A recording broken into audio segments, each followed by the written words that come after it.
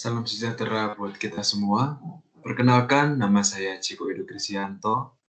Dan saat ini saya akan memaparkan tentang pemanasan global. Apa itu global warming? Perubahan pola dan intensitas unsur iklim dalam periode waktu yang sangat lama. Bentuk perubahan berkaitan dengan perubahan kebiasaan cuaca atau perubahan persebaran kejadian cuaca. Penyebab pemanasan global. Apa penyebab global warming itu sendiri? Pemanasan global sendiri terjadi ketika meningkatnya suhu rata-rata global atau permukaan bumi. Hal tersebut disebabkan karena karbon dioksida atau CO2 dan polutan udara lainnya serta gas rumah kaca berkumpul di atmosfer, kemudian menyerap sinar matahari dan radiasi matahari yang memantul dari permukaan bumi. Penyebab pemanasan global. Yang pertama adalah transportasi dan perjalanan. Manusia setiap hari pasti melakukan perpindahan dari satu tempat ke tempat lainnya, di mana kebanyakan dari mereka menggunakan kendaraan mesin berbahan bakar minyak bumi atau fosil. Ketika bahan bakar fosil ini menyuplai panas dan memberi tenaga pada mesin, maka mesin akan melepaskan karbon dan polutan lainnya, sehingga kualitas udara dan air akan turun. Yang kedua adalah kegiatan industri. Kegiatan industri memberikan dampak yang cukup besar dalam pemanasan global. Setelah adanya revolusi industri, di mana seluruh kegiatan industri dibantu oleh mesin. Kadar karbon yang dihasilkan akibat kegiatan industri yaitu sebesar 412 bagian per juta dalam 150 tahun terakhir. Karbon dioksida, metana, dan nitrogen oksida yang telah menyebabkan peningkatan suhu bumi selama 50 tahun terakhir. International Energy Agency melaporkan bahwa antara tahun 2000 sampai 2016, negara yang menyumbang emisi karbon dioksida terbesar yang pertama yaitu Republik Rakyat Cina. Sedangkan Indonesia berada di urutan ke-6 setelah Rusia dengan nilai 2,053 miliar ton. Selanjutnya adalah penggundulan hutan. Hutan berfungsi menyerap dan memerangkap karbon dioksida yang akhirnya mencegah untuk terperangkap di atmosfer. Selain itu, hutan juga berfungsi sebagai pengatur siklus air dan mengurangi resiko banjir dan tanah longsor. Pembukaan lahan dengan cara pembakaran untuk area industri dan tempat tinggal juga menyebabkan efek rumah kaca dan berkurangnya sejumlah pohon yang seharusnya bisa menyerap karbon dioksida.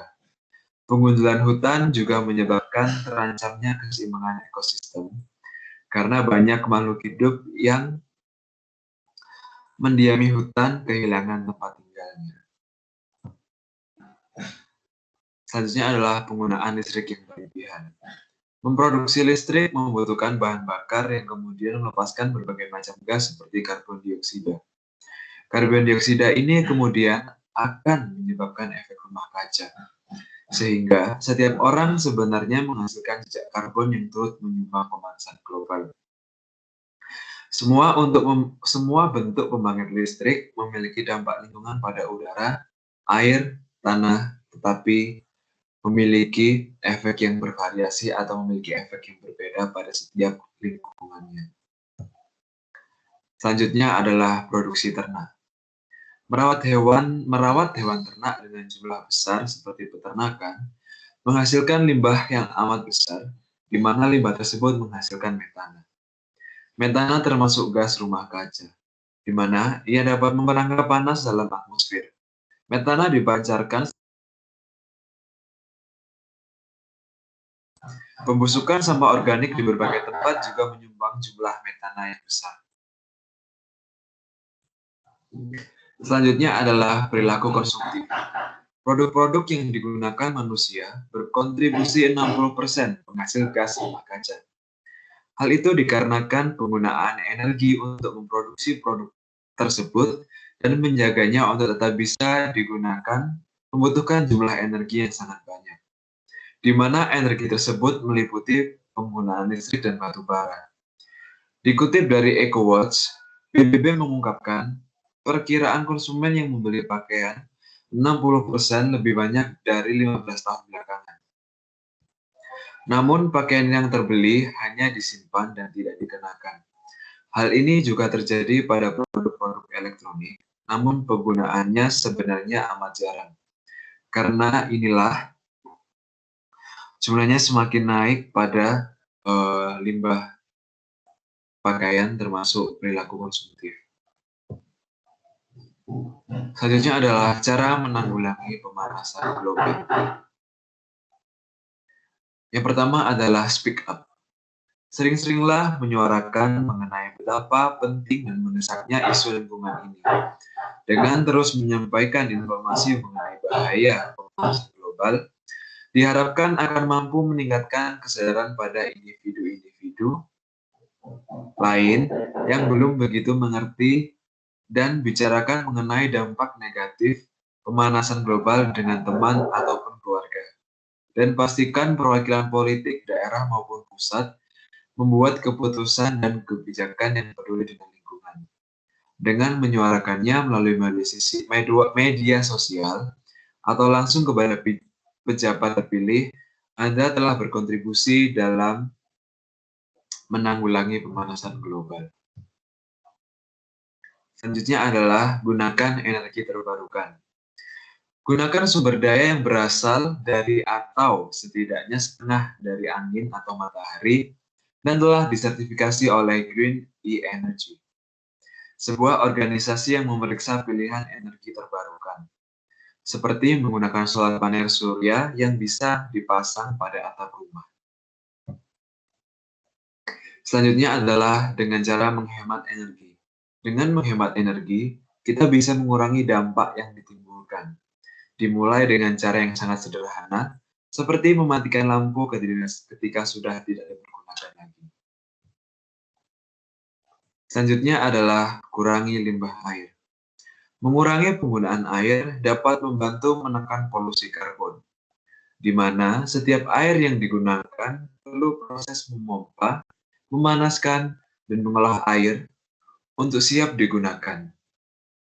Kita juga bisa melakukan atau berkontribusi dalam mengurangi limbah air dengan cara mempersingkat waktu mandi ataupun mematikan keran air saat menyikat gigi. Yang selanjutnya adalah belanja dan menghabiskan makanan. Dengan cara menghabiskan setiap makanan yang ada di piring, sehingga sisa makanan hanya makanan yang tidak bisa dimakan, seperti tulang ataupun duri ikan. Limbah makanan menjadi salah satu penyumbang pemanasan global, dan Indonesia menjadi sumber penghasil limbah makanan terbesar kedua di dunia. Untuk belanja sendiri, kita bisa juga dengan membeli bahan makanan sesuai dengan kebutuhan dan bukan keinginan. Bisa juga disiasati dengan menulis list. Jadi sebelum pergi ke supermarket, kita bisa menulis pada secari kertas kebutuhan apa yang harus kita beli pada saat kita telah berada di supermarket.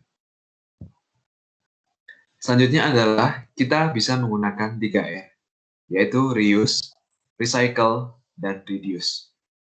Reduce adalah mengurangi penggunaan barang yang akan menjadi sampah. Reuse adalah upaya menggunakan kembali barang atau sampah.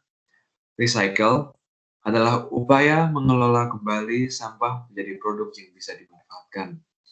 Untuk recycle sendiri, saya bisa memberikan contoh ketika kita membeli botol kecap, kita setelah kecapnya habis, kita bisa membeli refill kecap tersebut dan menggunakan botol kecap itu untuk digunakan kembali. Pada akhirnya saya akan menyampaikan nature is our future. Jadi di mana kita harus menjaga bumi kita selagi bumi kita masih belum terlalu rusak. Dengan demikian bumi kita bisa menjadi layak untuk ditinggali dan kelak untuk anak cucu kita. Mari bersama-sama menjaga alam dan bumi kita bersama untuk kelangsungan hidup seluruh umat manusia pada masa ini dan masa mendatang. Terima kasih.